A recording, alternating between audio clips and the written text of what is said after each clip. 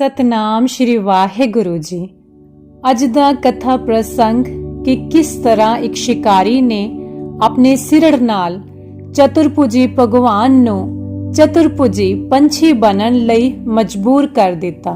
भगत नामदेव जी लिखते हन, चरण बदिक जन तेऊ मुक्त भए, हो बल बल जिन राम कहे। एक लोधिया शिकारी सी। ਉਹ ਰੋਜ਼ ਜਾਲ ਅਤੇ ਕੜਿੱਕੀ ਚੁੱਕ ਕੇ ਜੰਗਲ ਵਿੱਚ ਚਲਿਆ ਜਾਂਦਾ ਅਤੇ ਪੰਛੀ ਫੜ ਕੇ ਲੈ ਆਉਂਦਾ। ਉਹਨਾਂ ਵਿੱਚੋਂ ਕੁਝ ਤਾਂ ਉਹ ਆਪ ਖਾਂਦਾ ਅਤੇ ਕੁਝ ਪੰਛੀ ਬਾਜ਼ਾਰ ਵਿੱਚ ਵੇਚ ਦਿੰਦਾ। ਇੱਕ ਦਿਨ ਲੋਧੀਆ ਨੂੰ ਸ਼ਿਕਾਰ ਨਾ ਮਿਲਿਆ। ਸਵੇਰ ਤੋਂ ਆਇਆ ਅਤੇ ਸ਼ਾਮਾਂ ਪੈਣ ਲੱਗੀਆਂ। ਉਹਦੇ ਜਾਲ ਵਿੱਚ ਕੋਈ ਪੰਛੀ ਨਾ ਫਸਿਆ।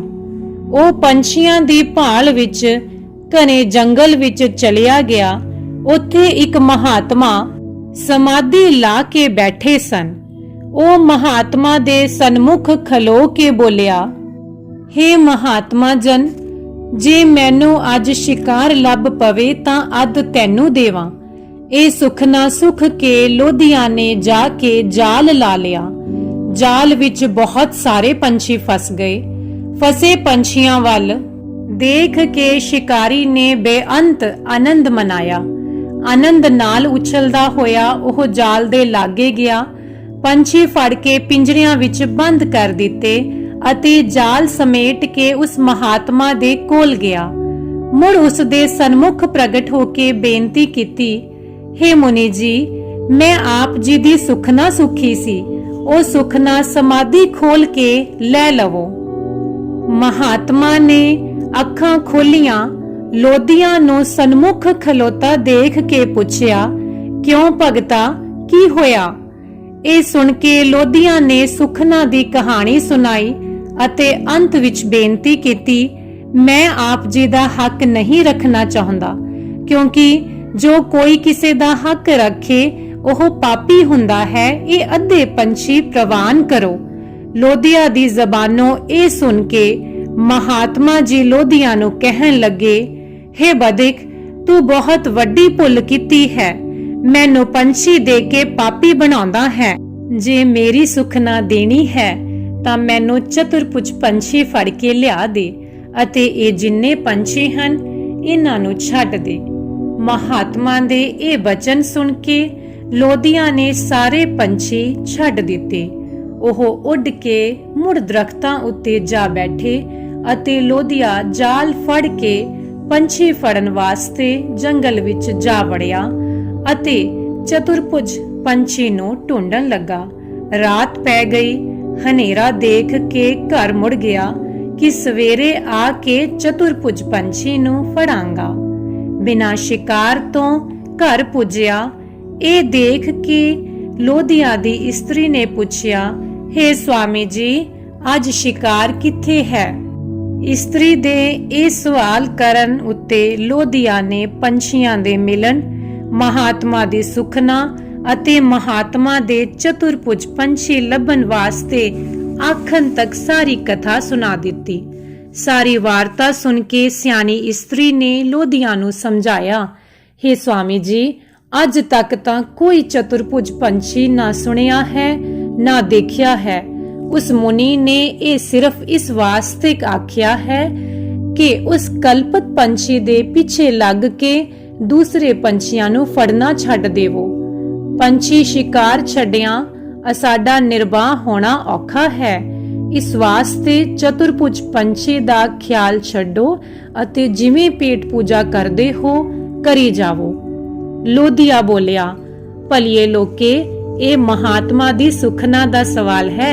बचन दिता होया, बचन बदले मरनों भी नहीं डरना चाहिदा। दूसरा, महात्मा पुरुष कदे झूठ नहीं बोलदे। असी मामूली बंदे हां।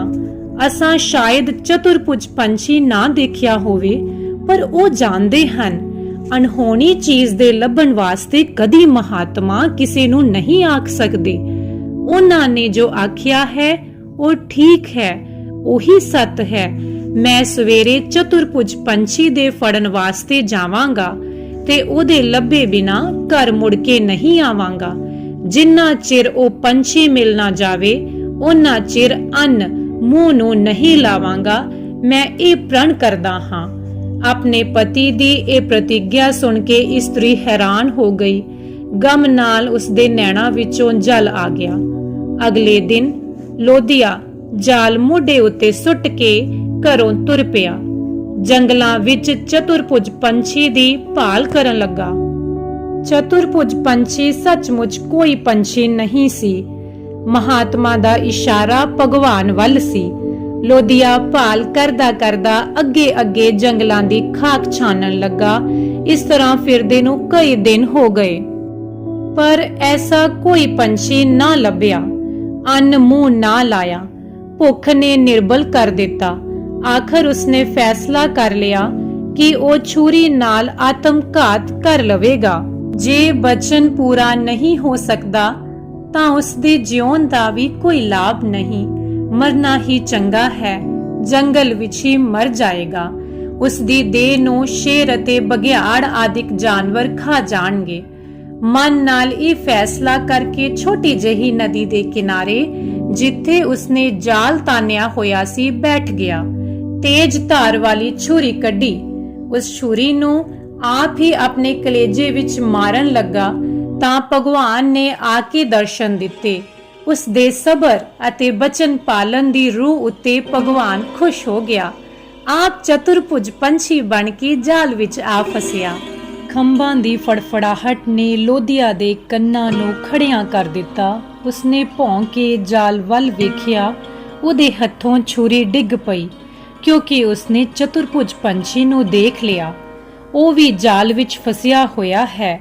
हे ਪ੍ਰਭੂ, ਤੇਰੀ ਕਿਰਪਾ ਹੈ, ਮੈਨੂੰ ਚਤੁਰਭੁਜ ਪੰਛੀ ਮਿਲ ਗਿਆ। ਹੁਣ ਮੈਂ ਮਹਾਤਮਾ ਦੀ ਸੁਖਨਾ ਦਾ ਭਾਰ ਸਿਰੋਂ ਉਤਾਰ ਸਕਾਂਗਾ। ਇਹ ਆਖ ਕੇ ਲੋਧੀਆ ਉੱਠਿਆ ਅਤੇ ਜਾਲ ਨੂੰ ਇਕੱਠਾ ਕਰਕੇ ਉਸਨੇ ਪੰਛੀ ਨੂੰ ਫੜ ਲਿਆ। ਪੰਛੀ ਬਹੁਤ ਸੁੰਦਰ ਸੀ। ਉਸਦੇ ਪੈਰਾਂ ਨੂੰ ਰੱਸੀਆਂ ਬੰਨ੍ਹ ਕੇ ਮਹਾਤਮਾ ਵੱਲ ਲੈ ਤੁਰਿਆ। ਮਹਾਤਮਾ ਨੇ ਦੂਰੋਂ ਤੱਕਿਆ ਕਿ ਲੋਧੀਆ ਚਤੁਰਭੁਜ ਭਗਵਾਨ ਨੂੰ ਕਾਬੂ ਕਰਕੇ ਲੈ ਆਇਆ ਹੈ। ਭਗਵਾਨ ਦੀ ਲੀਲਾ ਅਸਚਰਜ ਹੈ। ਭਗਤਾਂ ਦੇ ਕਾਬੂ ਬਹੁਤ ਛੇਤੀ ਆ ਜਾਂਦਾ ਹੈ। ਲੋਧੀਆ ਮਹਾਤਮਾ ਦੇ ਨੇੜੇ ਆ ਗਿਆ।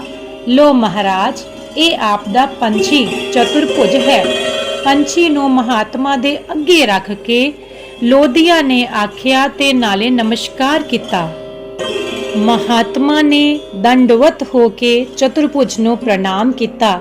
ਪ੍ਰਣਾਮ ਕਰਨ ਦੀ ਦੇਰ ਕਿ ਉਹ ਪੰਛੀ ਪ੍ਰਤੱਖ ਭਗਵਾਨ ਵਿਸ਼ਨੂੰ ਰੂਪ ਹੋ ਗਿਆ। ਲੋਧੀਆ ਅਸਚਰਜਤਾ ਨਾਲ ਗਸ਼ ਖਾ ਕੇ ਡਿੱਗ ਪਿਆ। ਡਿੱਗਦਿਆਂ ਉਸਦੇ ਮੂੰਹੋਂ ਨਿਕਲਿਆ, हे ਭਗਵਾਨ। ਭਗਵਾਨ ਨੇ ਲੋਧੀਏ ਨੂੰ ਹੋਸ਼ ਵਿੱਚ ਲਿਆ ਕੇ ਉਸਨੂੰ ਪਿਆਰ ਨਾਲ ਹੌਸਲਾ ਦਿੱਤਾ। ਪ੍ਰਤੱਖ ਦਰਸ਼ਨ ਦੇ ਕੇ ਮਹਾਤਮਾ ਅਤੇ ਲੋਧੀਆ ਬਦਿਕ ਨੂੰ ਨਿਹਾਲ ਕਰ ਦਿੱਤਾ। ਦੋਹਾਂ ਦਾ ਕਲਿਆਣ ਕਰਕੇ ਜਨਮ ਮਰਨ ਦੇ ਗੇੜ ਵਿੱਚੋਂ ਸੁਤੰਤਰ ਕਰ ਦਿੱਤਾ। ਵਾਹਿਗੁਰੂ ਜੀ ਕਾ ਖਾਲਸਾ, ਸ੍ਰੀ ਵਾਹਿਗੁਰੂ ਜੀ ਕੀ ਫਤਿਹ। ਜੇਕਰ ਤੁਹਾਡੇ ਮਨ ਨੂੰ ਇਹ ਕਥਾ ਭਾਈ ਹੋਵੇ ਤਾਂ ਚੈਨਲ ਨੂੰ ਜ਼ਰੂਰ ਸਬਸਕ੍ਰਾਈਬ ਕਰੀਏ। ਧੰਨਵਾਦ।